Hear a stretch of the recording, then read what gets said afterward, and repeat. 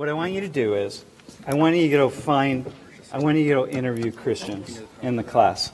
And I want you to ask them, just find random Christians and ask them some questions, okay? Why do you hate Muslims? I don't. What's wrong with Islam? Oh wow, it's loud. I don't think anything's wrong with it. I mean, I'm Catholic, but I think like you should be able to worship whoever you want to worship. It doesn't really matter to me. If you're happy, I'm happy. So I'm gonna say nothing's wrong with Islam. All right. Cool. Dude, you got somebody? Why do Christians want to take over the world? Dude, that's a good question.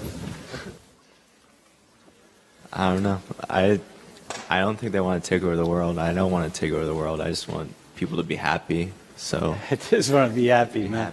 I don't know. All right. What do you know about Islam? Oh, good question. I guess not that much. Dude, really? You know how to spell it, right? All right, dude, what do you got? Have you ever read the Quran?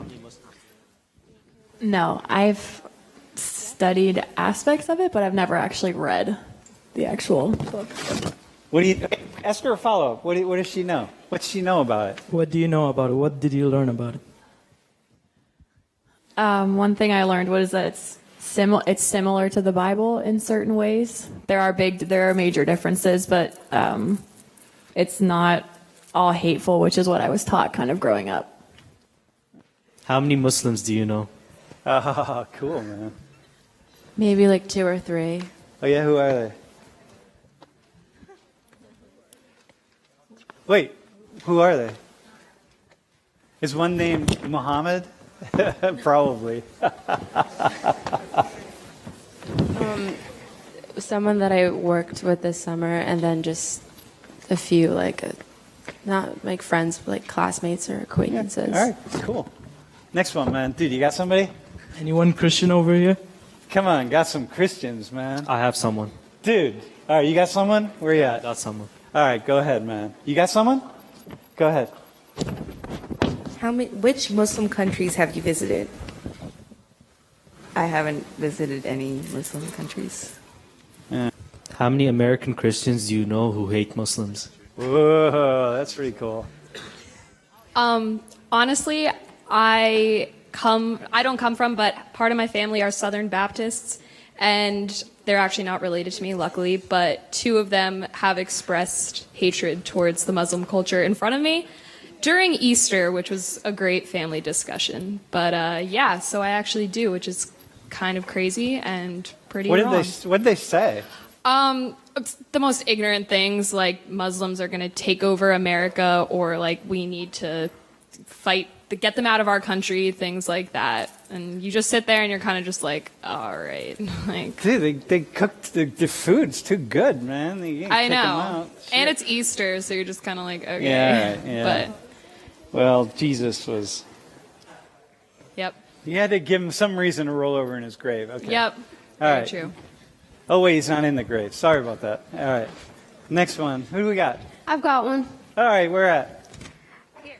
All right. Hi. So, what do you know about Islam? I know that you worship a different God than Christianity, like a different higher power, and that there is a different book. I think it's the Torah, Quran. Yeah. See, I don't know a lot about Islam. I know I have a few friends who are Muslim. All right. Okay. You got one? You got one, bro? Yeah. Why do you hate Muslims? I don't hate Muslims. I actually grew up with a very diverse background from moving a lot. And when I lived in Cleveland, there's actually a big Muslim population in Cleveland.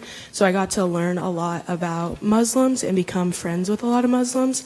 And my best friend in Texas is Muslim. Oh, yeah? Yeah. All right. You got another one? One more. Let's do another one. Go ahead. How many Muslims do you know?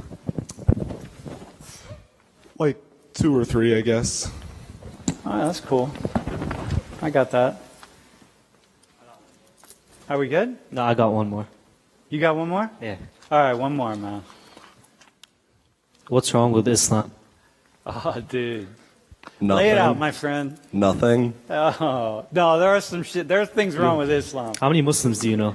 Sorry. One. You. All right, here, man. Hey, Yo, Sam, I got a question for you on your way down. Yeah, all right. Mark Patel says on the stream that you are trying to make Islam seem like a sugar-coated religion. What is your response to that? Well, no, there are parts of Islam. There are parts of people who practice Islam who do things that I really, really, really disagree with and don't like. And that's what I said at the beginning. That part of my work that I've done even with militaries is to say, look, we got to curtail radical Islam.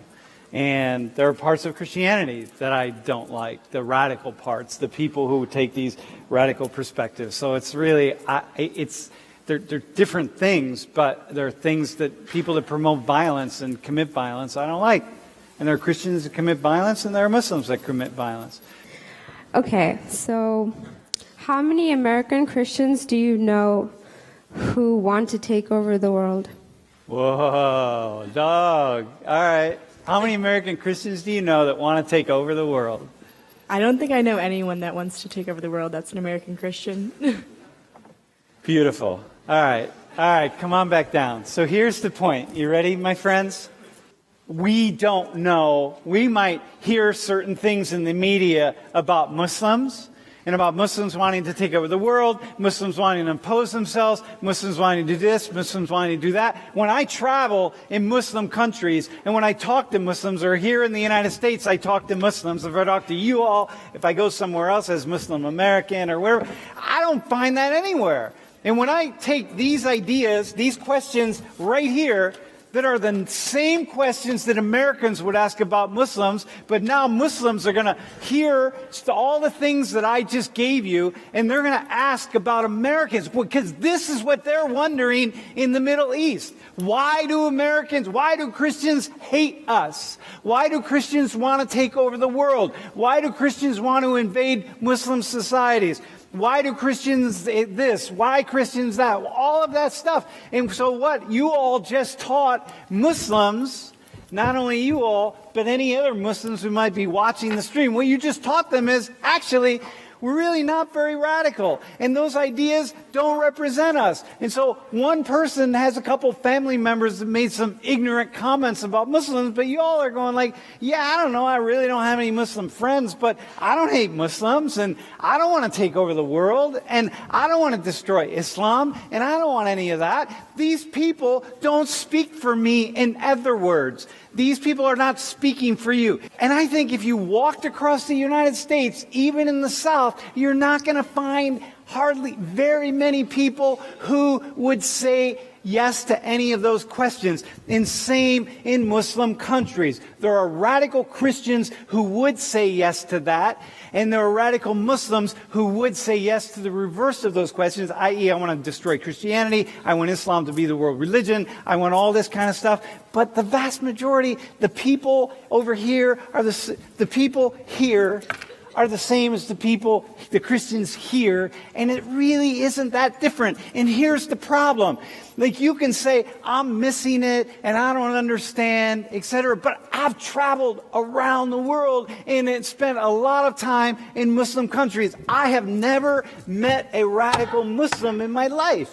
I've been seeking radical Muslims. I ask people, have you ever met a radical Muslim? I can't find anyone. I know they exist, however. I know that. I'm a sociologist. I study political sociology. I think this kind of shows that, like the saying that empty vessels make the most noise, and how you always hear just it's a small group of people who are so radical, in Christians and Muslims, but those are the people you hear from the most and that you hear about the most. So that's what you start to believe is, like, it's just empty vessels make the most noise. Yeah, exactly. Okay, so first of all, great time to be alive. Second of all, I think this mostly just has to do with like reactive, emotionally charged discourse. It's way easier for people to gather around fear and insecurity, which translates to hate, than it is for people to gather around love, because I feel like that takes way more courage than we think. So yeah. Go ahead. It says fear leads to hatred, and hatred leads to violence. I just like that, because you see it, because a lot of people like fear certain groups and they act hateful toward them, and suddenly you see people acting violent toward them. Yeah, cool.